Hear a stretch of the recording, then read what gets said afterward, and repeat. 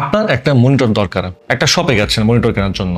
এখন শপকিপার আপনাকে বললো যে কোনটা নেবেন, এটা জিসিং সাপোর্ট করে আর এটাতে ফ্রিসিং সাপোর্ট করে। এখন আপনি তো কনফিউজড, ভেতরে ভেতরে ভাবছেন যে আরে ভাই এগুলো আবার কি। ওকে, আজকে তাহলে ক্লিয়ার হয়ে নিন একদম সহজ ভাষায় জিসিং কি, ফ্রিসিং কি, আর কোনটা আপনার জন্য বেটার হবে। হাই, আপনি দেখছেন কিউবিস্টেক, সাথেই থাকুন।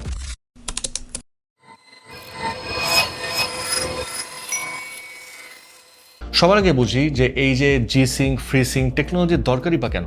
আপনি হয়তো খেয়াল করেছেন যে যখন কোনো 4K অথবা 8K ভিডিও দেখেন বা গেমিং করেন, হঠাৎ স্ক্রিনে একটা কাটা দাগ, ইমেজ দুই ভাগ হয়ে যায়, স্ক্রিন সাডেন ভাইব্রেট করে।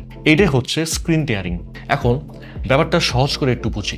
ধরেন আপনার মনিটর 60 হার্জ রিফ্রেশ রেটের, মানে 1 সেকেন্ডে 60টা ছবি দেখাতে পারে। বাট আপনি যে জিপিইউ ইউজ করেন সেটা গেম অনুযায়ী এফপিএস বানায়, লাইক 100, 120, 140 এমন আর কি। এখন সমস্যাটা তাহলে কোথায়? সমস্যা হচ্ছে আপনার মনিটর আর জিপিইউ একে অপরের ল্যাঙ্গুয়েজ রিড করতে পারছে না। আপনার জিপিইউ জেনারেট করছে 80 এফপিএস, বাট আপনার মনিটর বলছে ভাই আমি তো 60 দেখাতে পারি, এর থেকে বেশি অকাত আমার নাই। ঠিক এই সময় স্ক্রিন টেয়ারিং ঘটে থাকে। তো এই জিনিসটা সলভ করার জন্য ওল্ড সলিউশন ছিল ভিসিং বা ভার্টিক্যাল সিঙ্ক। এটার কাজ ছিল যে জিপিইউকে জোর করে বলা যে খবরদার 60 এফপিএস এর বেশি বানাবি না তুই, না হলে খবর আছে। তো এভাবেই স্ক্রিন টিয়ারিং বন্ধ হলো ঠিকই, বাট ভিসিং এর বড় সমস্যা হচ্ছে ইনপুট ল্যাগ। ইনপুট ল্যাগ মানে আপনি ক্লিক করেছেন এখন, বাট গেমের ক্যারেক্টার মুভ করলো একটু পরে, লেট করে আর কি। আর শুটিং গেমগুলোতে তো ইনপুট ল্যাগের কারণে এনিমি আপনাকে কখন কোন দিক দিয়ে মেরে দিবে যে আপনি টেরি পাবেন না। তো যাই হোক, এরপর এলো স্মার্ট সমাধান, adaptive sync.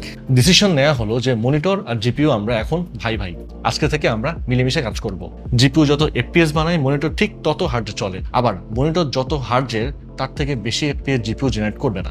Like GPU is equal to 45 FPS, monitor is equal to 45 Hz, আবার GPU is equal to 70 FPS, আবার monitor is equal to 70 Hz। তো এইভাবে মিলেমিশে এলো adaptive sync or variable refresh rate. Screen tearing নাই, stuttering নাই, input lag নাই, smooth gameplay. কিন্তু প্রবলেম হলো যে অ্যাডাপটিভ সিঙ্ক নিজে কোনো কোয়ালিটি কন্ট্রোল বা পারফরমেন্স গ্যারান্টি দেয় না। আর এখানেই চলে আসে জি সিঙ্ক আর ফ্রি সিঙ্ক। এনভিডিয়া তৈরি করেছে এনভিডিয়া জি সিঙ্ক, আর এএমডি তৈরি করেছে এএমডি ফ্রি সিঙ্ক। তো ফার্স্টে আসি এনভিডিয়া জি সিঙ্কে। এই জি সিঙ্কটা কি? জি সিঙ্ক হলো এনভিডিয়া তৈরি করা প্রোপ্রাইটারি অ্যাডাপটিভ সিঙ্ক টেকনোলজি। মানে এনভিডিয়া নিজেরা কন্ট্রোল করে, মনিটরের ভেতরে আলাদা জি সিঙ্ক মডিউল বসে আর খুব স্ট্রিক্ট স্ট্যান্ডার্ড মেনে চলে।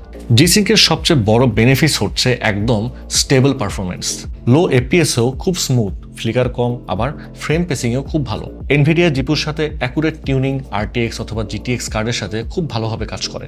কম্পিটিটিভ গেমারদের কাছে খুবই পপুলার। আলট্রা লো ইনপুট ল্যাগ, এটা কিন্তু ই স্পোর্টস অথবা এফপিএস গেমে বড় প্লাস পয়েন্ট। জিসিঙ্ক আলটিমেট কিন্তু একদম টপ লেভেলে। HDR 1000 nits guarantee, colour accuracy tested, high end মনিটরের জন্য। এখন জিসিং ওয়ালা মনিটরের সমস্যা হলো মনিটর অনেক এক্সপেন্সিভ, কারণ আলাদা হার্ডওয়্যার মডিউল লাগে, আবার পুরোটাই এনভিডিয়া সেন্ট্রিক।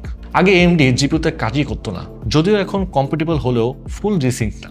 ওকে, এখন আসি এএমডি ফ্রি সিঙ্কে। ফ্রি সিঙ্ক হলো এএমডি তৈরি করা open standard adaptive sync.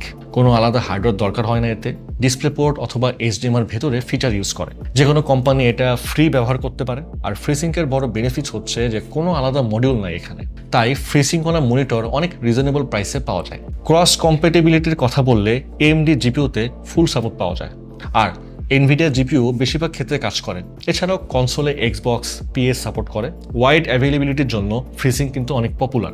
Budget থেকে ফ্ল্যাগশিপ সব জায়গায় আছে, লাইক ল্যাপটপ, টিভি, মনিটর সবখানে। ফ্রিসিং প্রিমিয়ামে এলএফসি, এইচডিআর গেমিং সাপোর্ট এবং 120 হার্টজ প্লাস গ্যারেন্টি পাওয়া যায়। ফ্রিসিংকে লিমিটেশনস হচ্ছে সবাই যেহেতু ইউজ করে আর কোয়ালিটি সব মনিটরের সমান না।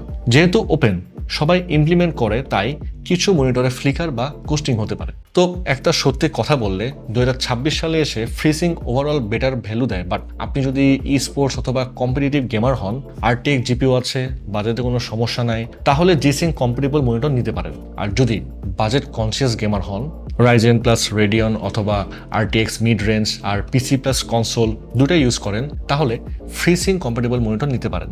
আবার ক্যাজুয়াল অথবা সিঙ্গেল প্লেয়ার গেমার যারা আছেন, তারা কিন্তু স্মুথ গেম প্লে চান, তো তাদের জন্য বেস ভ্যালু অবশ্যই আছে। তো নিঃসন্দেহে আপনারা ফ্রিসিং ইউজ করতে পারেন। আচ্ছা, যাওয়ার আগে আমাদের ডিভাইস নিয়ে কথা বলে যাই। আমাদের কিউবিটস মিনি পিসি লানিয়া R7 এ আছে AMD Radeon 780M iGPU, যেটার মধ্যে AMD FreeSync এর পাশাপাশি কিন্তু adaptive sync, HDR metadata, UHBR10 extension গুলো আছে। আর HDMI 2.1 পোর্ট আছে। 4K 120 হার্টজ পর্যন্ত ডিসপ্লে আউটপুট পাবেন আপনি। গেমিং আর আলট্রা ভিজুয়ালাইজেশনের জন্য বেস্ট। আর এই মিনি পিসি নিয়ে বিস্তারিত জানতে এখনই ভিজিট করে আসতে পারেন qubits.io। তো আজকে আমরা ওভারঅল জেনে নিলাম যে G-Sync আর FreeSync এই ডিসপ্লে ফিচারটা আসলে কি এবং এটা কারা কিভাবে ইউজ করতে পারবেন, কাদের জন্য বেটার হবে, কাদের জন্য বেটার হবে না। তো আশা করি আপনাদের আজকের এই টপিকটা খুব ভালো লেগেছে। আর যদি এই ভিডিওটা ভালো লেগে থাকে তাহলে অবশ্যই শেয়ার করতে ভুলবেন না। আর যদি কোনো ধরনের কোয়ারিজ থাকে তাহলে অবশ্যই কমেন্টস করতে ভুলবেন না। আজ চলো যাচ্ছি, দেখা হবে পরে কোনো ভিডিওতে।